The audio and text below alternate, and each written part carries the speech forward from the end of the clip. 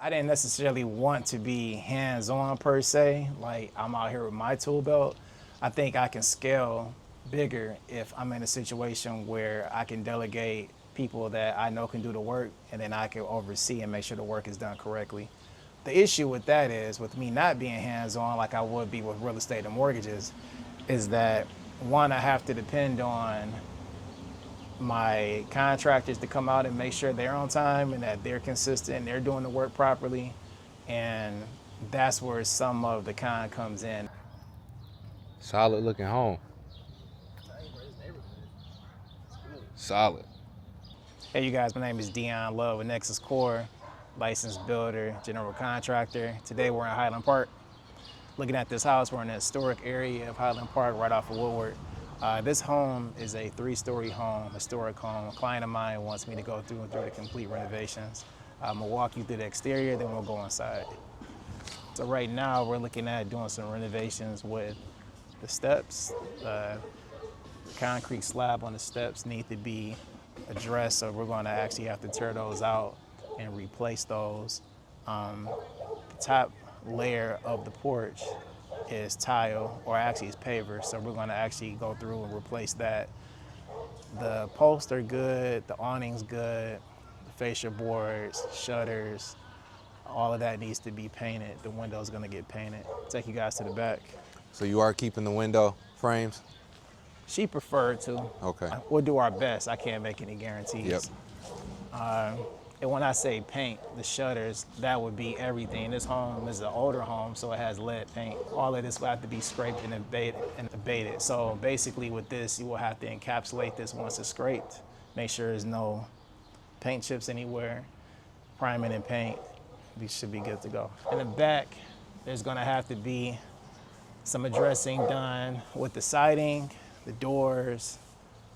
Some of the windows in the back will have to be replaced.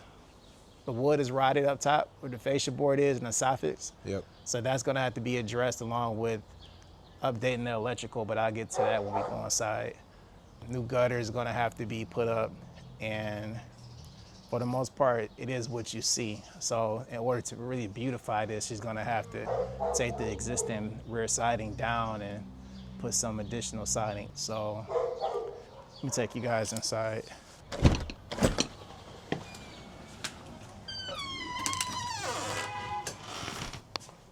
All right. So a brief tour, work that we started. In here, we replaced the drywall ceiling in here. That was all coming down. We replaced the drywall ceiling in this front hallway, and we did some of the kitchen replacement just in the area where it was down. This still needs to be sanded, and then we replaced the back dining area of the kitchen that was open, and we replaced that with new drywall, mud and sand. What we're going to do here is, my client wants to do a half wall, so we're going to take, since this is not load bearing, we're going to take half the wall out so that it can be viewable from the kitchen into the dining room. Okay. So that's the next phase. The next phase, we're going to reframe this and make it a half wall. In this room, what we're doing right now, today, I had my team come over and they demoed this ceiling because it was torn out, especially right here. The only thing is, I have to get a specialist that's actually able to remake this molding, which is really made out of plaster, to connect to that corner. So what we did was we cut out the inner portion of the ceiling. That's gonna be drywall and everything's gonna look flush, but I just need to make sure I can get someone to fix that molding, which is basically plaster. So this right here is where it would be for the half wall. For right here and down will be drywall on this side, and the other side, this side will be open. And there'll still be a frame right here just for support. Take you guys to the living room. We're gonna have to rebuild out the mantle to the fireplace, and any damaged drywall in here, this drywall is gonna need to be replaced so that it can be flush with the wall. And that's gonna have to, same thing with that molding that's in the other room. This room right here is more like a great room. So this is the rear part of the house. And you can see where there is radiator in here and that's going to be taken out. So we haven't came up with the plan for this yet. I'm gonna have to get a mechanical contractor in to actually go through that. I can take you guys upstairs. So you're thinking about having them do forced air? Yep, or it could be jet packs. Yep. To where she can keep the radiator heat, but it'll also have fresh air coming through. This is what I was saying from the rear of the house, like all these windows in the back would need to be replaced. Yeah, it's a lot of work to It's a lot of work in here. bring a window back. So in this room, this is one of many bedrooms. In here, like I was saying in the rear, when I was saying like the fascia boards and the soffits and some of the deck board really with the roof would need to be replaced. This is starting to bow in. So this can't be saved. All this is rotted, causing the floor to rot. So all of that needs to be addressed. Once again, radiator that we're gonna fix. This home has knob and tube wiring, so that has to be addressed as well. Right here, what I like about these older houses is that when you're on the floor with the bedroom, you got this grand opening right here. I think that's pretty nice. Keeps it spacious. Absolutely. Another bedroom right here. This faces the front street. Like I mentioned before, just the windows are, you know, I think a pain point for a lot of people when they have to replace them. They don't cost a lot, but it's so many that has to be done, it can add up. This bathroom right here, and it's funny, like you don't really see radiators in a lot of houses anymore, but it's just funny. You think about it like when you were young, how did kids not burn themselves on this? I remember I used to touch it sometimes. So, you know, seeing this stuff in here is kind of nostalgic. Same with this bedroom, bedroom number 3. This one actually has an ensuite. So you guys can walk into this bathroom. I'm assuming this is the master. So what type of work are you doing in the bathroom? Complete regut? We haven't fully discussed that. Right now, we're just on the main floor. Actually, this room is the Jack and Jill, honestly. Okay. Because it's a bedroom in here. So this ceiling completely is gone and enclosed. This one actually has a Juliet balcony. Well, I guess there's some sort of a balcony, but not really. So I would just call it a Juliet balcony. Yeah. Where you can open the door, kind of just step out a little bit. Yeah, I mean that. It's tight. That's why tight, I wouldn't but really consider it a real balcony. Yeah, That's why I yeah. just say a Juliet balcony. I would probably recommend them to delete that, drywall that up. Possibly. You can see where some of the plumbing has started. Plumber has been in here trying to get fresh water. Watch these steps going up here. You know, it's a lot more plaster / drywall work. These homes are pretty big. So, you know, you're upstairs and you can literally stand up. Yeah. So a lot of these windows are open. Like I mentioned before, a lot of these would need to be, in my opinion, replaced. But we'll do our best to try and save what we can to make it economical for our client. And here, a lot of Huge this, third floor, bro. yeah, this is the bathroom in here actually. Wow. This is gonna have a tub.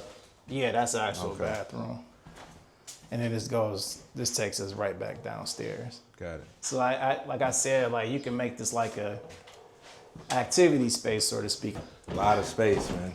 Yeah. So what are your thoughts about Highland Park in general?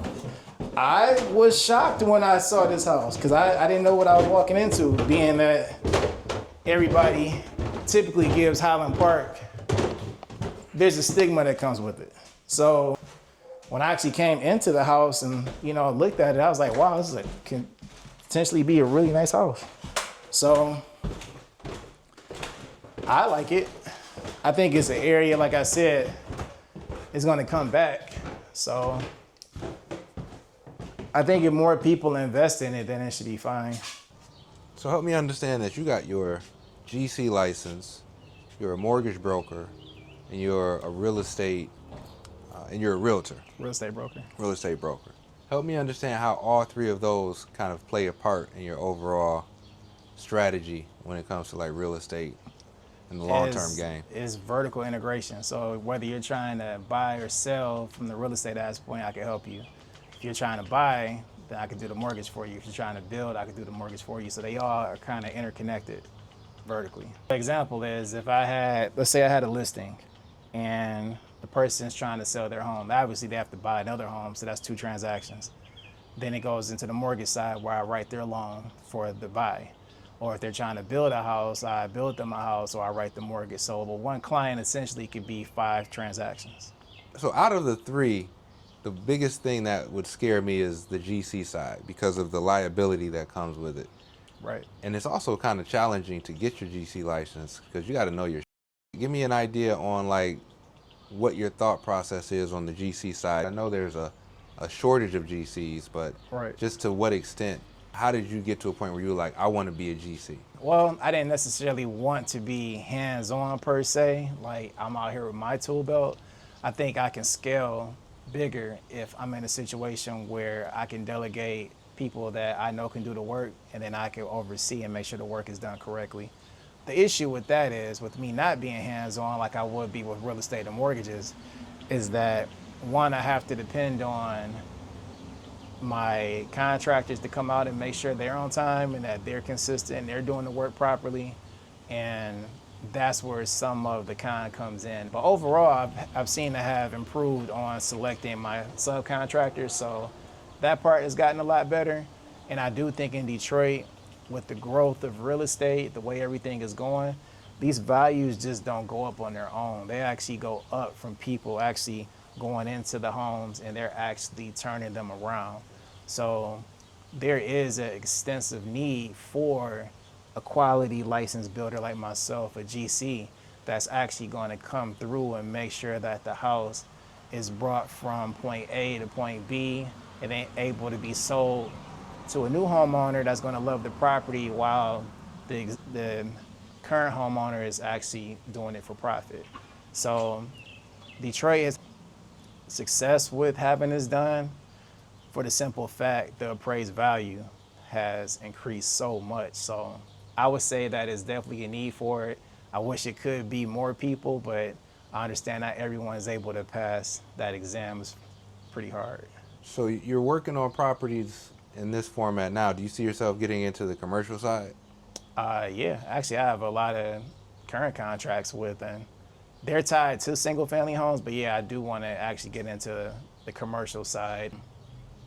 Funny thing about the commercial side is that being licensed is when you serve the public from a livable standpoint. What I mean by that is a person's actually living in this house. So I need to actually have it to a certain building code for it to be livable, as they call it, certificate of occupancy. But with commercial, no one is living there. So with no one is living there, then you can actually not be licensed and go out and do the work. And as long as it's to building code, then it's fine. So if anybody's out there and they actually want to get into the space of construction, you do not have to be licensed in commercial. You do have to be licensed in residential, but not commercial. I would just say if you're interested in real estate, do your due diligence. Make sure that you're buying in an area where there's a need for people to move. If you're looking at buying and holding, then you will buy in a rental area. If you're looking at buying and flip, make sure you're buying in a hypermarket area where people actually want to live. You don't want to buy and you got the house up for sale for 6 to 9 months. You really want to turn that thing around fast. So what I would say is make sure you do your due diligence, make sure you have the proper information to go ahead and make your offer, and do reverse engineering is what I call it. If you know that this area is going for X, take a GC out there, a home inspector, make sure they give you a detailed scope of what they feel the work is needed. Take that sale price or the appraised value, apply that work that's needed, apply your financial costs when you borrow money, and then apply the time that you're going to need to carry your costs on until the house is sold. Once you do that backwards, that's going to give you the number that you need. Forget the list price, that doesn't matter. Once you do all that backwards and you figure your profit margin in that too, that is going to give you the number that you need to offer for the property. And that's how you successfully get that done. And at that point, Detroit is coming back from a real estate standpoint, residential and commercial wise. So there's plenty of opportunity out here. You just gotta make it happen. There's opportunity everywhere. So you just gotta go out there, make sure you're making the best decisions with your investing strategy and get going. You can find me. My telephone number is 248-722-4144. Email is Dion, D-I-O-N, love, L-O-V-E, at nexuscoreinc.com. Website is nexuscoreinc.com. Instagram is nexuscore. And Valor Lending, same information with the exception of the email. The email is dionlove00 at icloud.com. Thanks for having me, Flux City. For sure. Yeah.